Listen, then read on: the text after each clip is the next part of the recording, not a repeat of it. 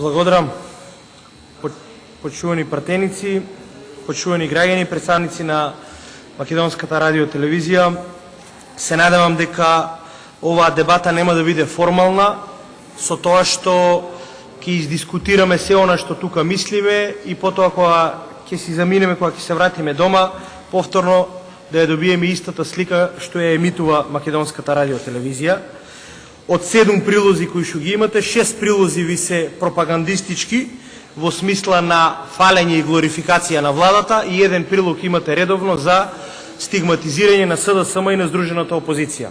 Меѓу другото, во главном тоа се реакциите за кои што реагираат пратениците на опозицијата, и не е точна тезата дека пратениците немале право да го кажат своето мислење и дека тоа бил тоталитарен пристап ако кажат што мислат за програмската шема на Македонската радио телевизија. Додека се финансирате од парите на граѓаните и додека се финансирате и од радиодифузна такса и од буџет на Република Македонија, секој граѓанин има право да сугерира и да каже, а на крајот нормално вие ќе одлучите согласно искуството и знаењето, што е најдобро да оди во етер. Меѓутоа, ја немам анимозитет никаков кон МРТВ и од четвртокот веднаш после завршувањето на расправата за народниот правобранител редовно гледам Дневник. И пример, очекував во овие неколку денови да го демантирате господинот Иџет Мемети. Тој кажа во расправата следно, цитирам: "Загрижувачка беше и се уште е загрижувачка појавата на противзаконско задолжување на граѓаните со радиодифузна такса. Истата присилно им се наплатува, неосновано евидентираниот долг не им се отпишува, а наплатените средства не им се враќаат. Оваа состојба во општество во кое владеат законите не е дозволено и не смее да се случи." Ова е изјава од четвртокот на народниот правобранител. Ниту еден од Македонската радио телевизија не најде за сходно ова да го демантира. Ова е стенограм кој што ни беше поделен, кој што беа исто така дел од расправата за годишниот извештај на народниот правобранител. Ако е тоа така, а сигурно дека Иџет Мемети тоа не го измислува, тоа ще треба да понесете одговорност и да се запрашате зошто во овој момент им се случува тоа на граѓаните директно како резултат на вашите политики. Голем број на граѓани имате блокирано, и тоа и социјални случаи, и луѓе кои што се невработени по овој основ. И никој за таа работа до ден денес не реагира. Вториот момент, кој што исто така сомнителен и симптоматичен, кој што произлегува од годишниот извештај, се однесува на вашата неликвидност како Македонска радио телевизија. Вие кон пратениците, кон јавноста искажувате став дека имате добивка во финансовиот извештај, меѓутоа управата за јавни приходи ве става на 14-то место како еден од големите должници. Ако е тоа така, тоа ще треба да ги расчистиме нештата. Зошто е тоа така?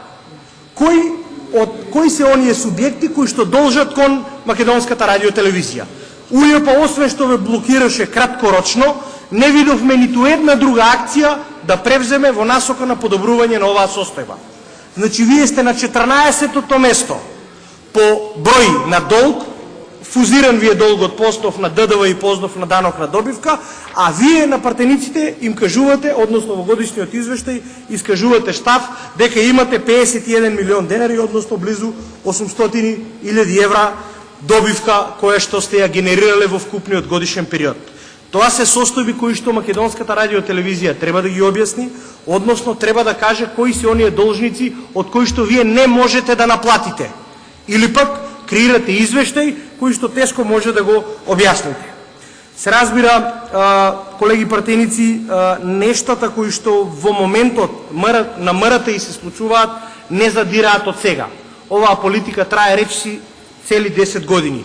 Овој модел на финансирање кој што го има Македонската радио телевизија во две клучни нешта вас све демантира во однос на она што сте го напишале. Со овој начин на финансирање МРТВ прво ја изгуби институционалната независност. Вие сте целосно зависни од парите кои што владата вас ви ги дава. И врз основа на тоа потоа креирате и програмска шема, врз основа на тоа потоа правите и програма која што ја имитувате кон граѓаните. Ние не бараме, да бидеме на чисто, колеги пратеници, ние не бараме вие да ја фаворизирате опозицијата. Ниту пак бараме секој ден во дневникот да го викате председателот на СДСМ. Ние бараме да имат еднаков третман, пристап. Така како што од 7 прилози 6 има за ВМРО ДПМН, дајте барем некој објективен прилог и за оние ставови кои што ги искажува опозицијата. Не може секој дневник да биде проследен во пропагандистички стил, односно да ви интересира само она што го работи владата. А да не зборам за помалите партии кои што воопшто ги нема на вашата програмска шема. На тој начин, целиот овој изминат период успеавте да го изместите целиот медиумски хабитус. Македонската радиотелевизија сериозно влијае во лошите оценки кои што Македонија ги добива и од Freedom House и од Репортери без граници. Дефинитивно, 118-то место кое што според Репортери без граници сега во април го добивме од 180 земји, голем удел за таквата лоша состојба има и МРТВ. Токму со начинот на известување и со начинот на кој што ја генерирате вкупната политика кон граѓаните на Република Македонија, односно вашата уредувачка политика. Ние не може да ви наложиме и не сакаме да ви наложиме како да се однесувате, но треба да имате наум дека додека граѓаните ве плаќаат, додека наплаќате присилно по разни основи пари од граѓаните, а дополнително добивате 240 милиони денари од буџетот на Република Македонија согласно член 105 став 5 од Законот за медиуми, вие имате обврска непристрасно, објективно и квалитетно да го известувате македонскиот граѓанин за сите состојби кои што се случуваат на тлото на Република Македонија. Вие тоа за жал не го правите и терате исклучиво партиска агенда. Во што беше па трагикомично да кажам, во текот на најголемата политичка криза која што се уште се случува во Република Македонија, не се дрзнавте ниту еднаш да го поканете председателот на најголемата опозициона партија да ги објасни причините за кризата. Не ги пренесовте пресконференциите од проектот Вистината за Македонија, а замислете, ги пренесовте демантите од Центарот за комуникации. Која е тука објективноста, која е тука непристрасноста која што јавниот сервис Македонска радиотелевизија треба да ја има. Значи не ги пренесувате пресконференциите во која што беа искажани начините на кои што меѓу другото функционирало и Македонската радиотелевизија, а го пренесувате демантот на ВМРО ДПМН. И со тоа вие потоа излевате пред граѓаните и велите еве завршена е нашата обврска, го поминавме денот, објаснивме што се има случено и тука завршува вашата обврска. А знаете дека ваша улога е да го јакнете плурализмот во Македонија. Вие не само што не го јакнете плурализмот, вие директно влегувате во шемата и то тоталитарната најцрна шема која што ја промовира партијата на власт. И токму затоа Македонија е на толку ниски граници.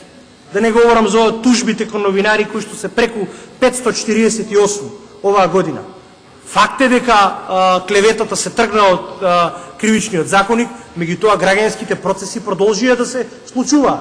И затоа имаме по тој основ 548 тужби кон новинари.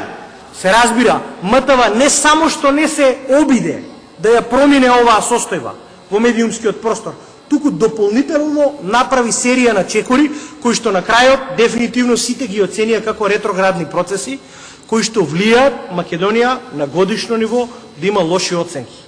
И токму врз основа на сите овие податоци, ние не можеме во овој момент да се согласиме околу многу работи.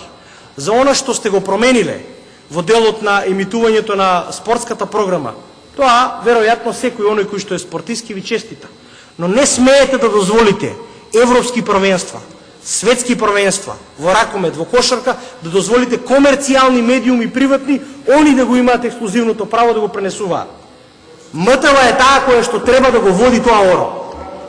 Тоа е во однос на тој дел, а во однос на оние продукцијски и копродукцијски што ги правите документарци, во еден дел е за поздравување, но во друг дел не е за поздравување она што дозволувате секој да си игра кој како сака и кој како понуди пари со архивата на МРТВ.